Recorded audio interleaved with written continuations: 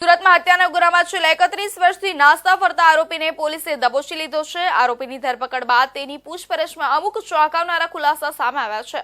આરોપીએ પોતાના અન્ય 3 મિત્રો સાથે મળી વર્ષ 1994માં પોતાના જ રૂમ પાર્ટનરની હત્યા કરી હતી। આરોપીની પૂર્ણાગામ શાકભાજી માર્કેટમાંથી ધરપકડ કરવામાં આવી હતી। કાનૂનના હાથ એટલા લાંબા હોય છે કે કોઈ આરોપી ગુનો કરીને ફરાર થઈ જાય છે તો પોલીસ તેને પાતાળમાંથી પણ શોધી લાવે છે।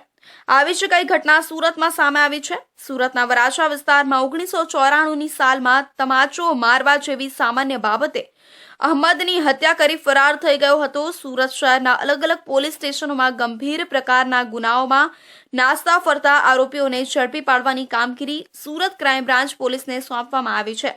ત્યારે સુરત ક્રાઇમ બ્રાન્ચ પોલીસની ટીમને માહિતી મળી હતી કે વર્ષ 1994ની સાલમાં વરાછા પોલીસ સ્ટેશનમાં નોંધાયેલા હત્યાના ગુનામાં નાસ્તો ફરતો આરોપી આરત દિવાકર બિશોઈ નામનો ઈસમ હાલમાં પૂર્ણાગામ શાકભાજી માર્કેટ વિસ્તારમાં રહે છે। બાતમીના આધારે પોલીસે આરોપીની ધરપકડ કરી દીધી હતી। ગુનામાં છેલ્લા 31 વર્ષથી વોન્ટેડ જાહેર કરેલો છે અને તેના વિરુદ્ધમાં સુરતની નામદાર કોર્ટ CRPC કલમ 70 મુજબનું ધરપકડ વોરંટ ઇસ્યુ કરેલું હતું। પોલીસે આરોપીને ઝડપી પાડીને તેની સામે કાયદેસરની કાર્યવાહી હાથ ધરી છે।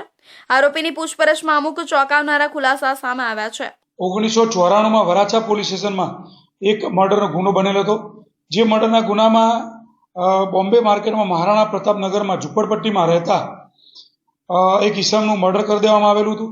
એનો આરોપી આરત દિવાકર બિશ્નોઈ ઉંમર વર્ષ 51, જે વરાછા માર્કેટમાં રહેતો હતો, શાક માર્કેટમાં, અને મૂળ વતન એનું ગંજામ છે, ઓરિસ્સા। એની ખાનગી રાહે બાતમી મળેલી હતી કે આ ઈસમ અત્યારે વરાછા શાક માર્કેટમાં શાકભાજી વેચે છે।